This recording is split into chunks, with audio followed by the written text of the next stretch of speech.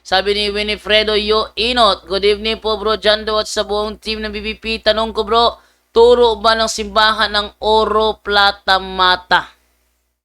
Ha? Turo ba ng simbahan ng oro, plata, mata? Ay di ating alamin. Ating alamin dito.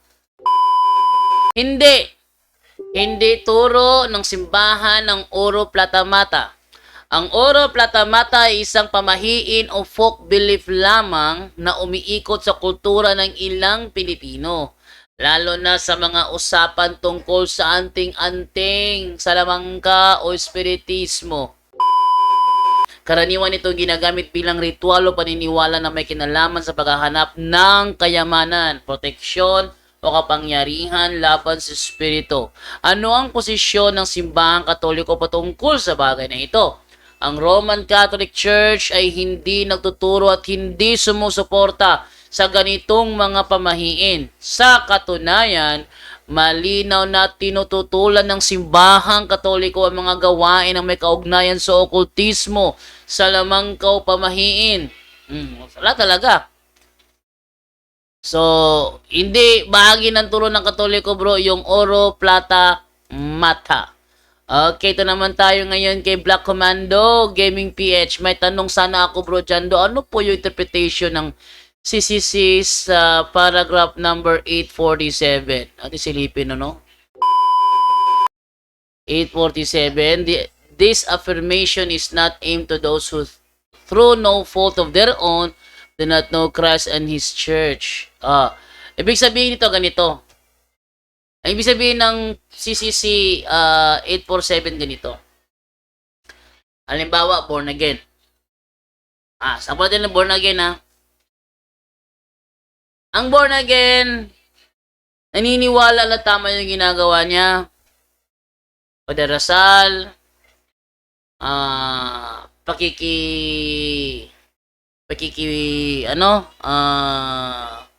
pakikibagay sa kapitbahay na hindi sumasakay sa maling gawain.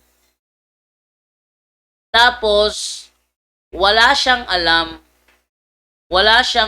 na ang Katoliko ang tunay na iglesia. Wala siyang alam doon. Hindi rin siya judgmental. Wala siyang alam na ang Katoliko tatag ni Kristo, ngunit namatay. Yan ang ibig sabihin na through no fault of their own, ililigtas sila ni Kristo.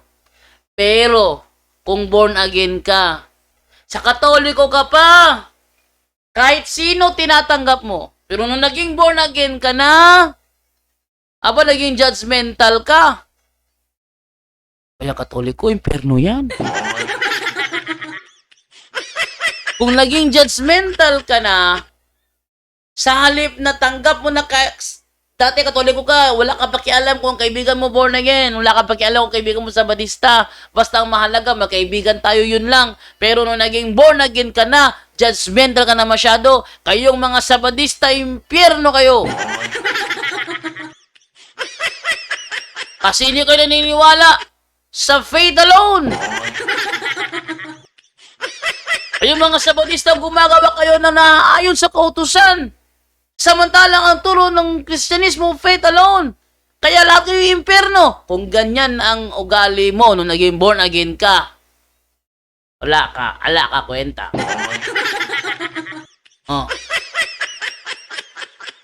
Nung naging born again ka na, nagkaroon ka ng kaibigan Katoliko, hindi mo matanggap na Katoliko yung kaibigan mo. Kaya ang gagawin mo, gagawa ka ng paraan para i-convert siya. Ngayon, ang gagawin nila, ang gagawin nila is, may kipagkaibigan ng Katoliko. Pagkatapos anong gagawin nila? Ay, iimbitahan yung Katoliko. Kaibigan, ngayong linggo ba, meron kaming pagsamba na gagawin. Pwede ka naming imbitahin sa simbahan namin. Kung yung Katoliko matalino, sabi ng Katoliko, ganito na lang. Ako munang mauna na mag-invite yung simbahan namin. Pag tumanggi yan, ay, alams na. Pag yan tumanggi, alams na. Sabihin mo kaagad, ba't mo ko iimbitahin sa simbahan mo, hindi ka naman papayag na iimbitahin ka sa simbahan ko? Pagsagot niyan, tandaan mo.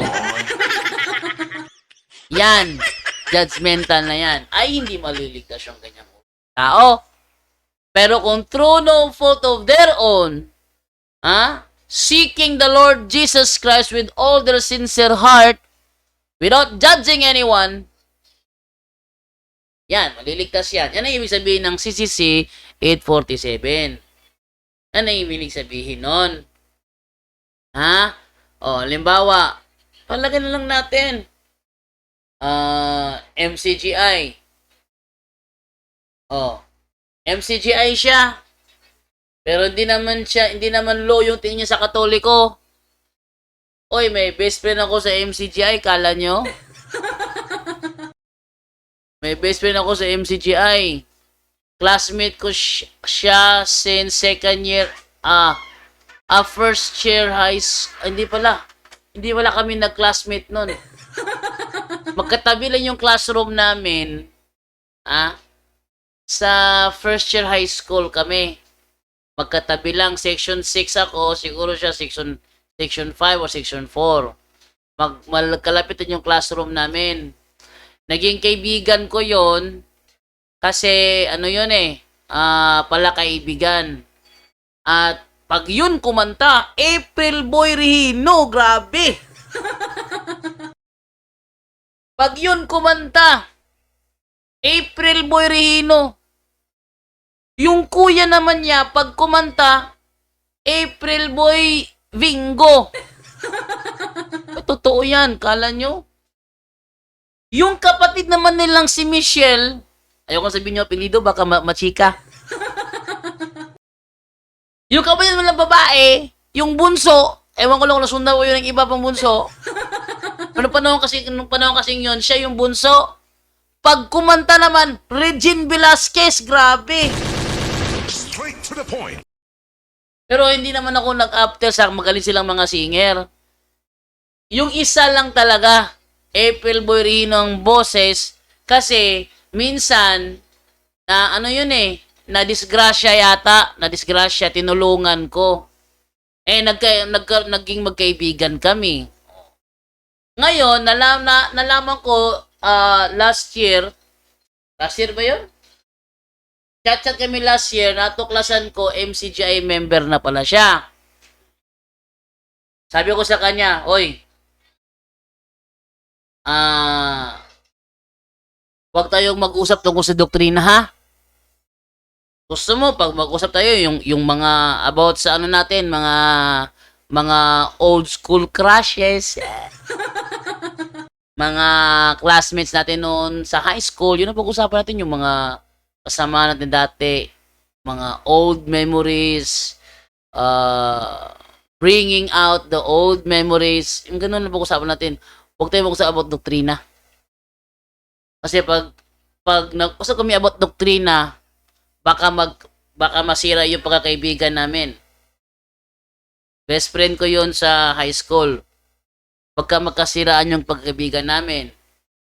Kaya, pag nag-chat kami, walang ini-insert about doctrine. Walang ini-insert about Bible. Walang ini-insert about church leaders. Mas maganda siguro pag-usapan yung politika. Yung politika. Kung saan politika. Gusto mo about sa high school life? Nasaan sila ngayon? Kumusta sila ngayon? Okay ako doon. Wag lang yung doktrina. Pumayag naman siya na wag mag-usap about doktrina. Kasi pag nag-usap kami, tiyak magkakasiraan na. Bakit? Kasi judgmental yung MCGI. Sabi ko sa kanya, wag mong payagan na masira yung friendship natin ng dahil lamang sa pananampalataya. Kasi hindi na ako papayag na masira yung friendship namin dahil lamang sa belief namin. Hindi maganda yon. Magiging unhealthy na yung friendship namin ng dahil lamang sa relihiyon. Oh. Yan yun. Kasi kapag naging judgmental ka na, ay iba ng usapan yon. Diba? Marami akong kaibigan na ano.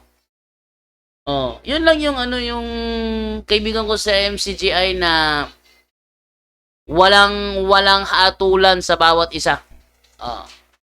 Before nung nagkalayo kami dati, Methodist pa siya nun eh. Actually, under siya kay Pastor Gideon Makiling ng United Methodist Church. Nakapagtataka lang sa panahon ngayon, MCGI na siya. MCGI Cares na siya. Oh. Pero at least wala kami siraan.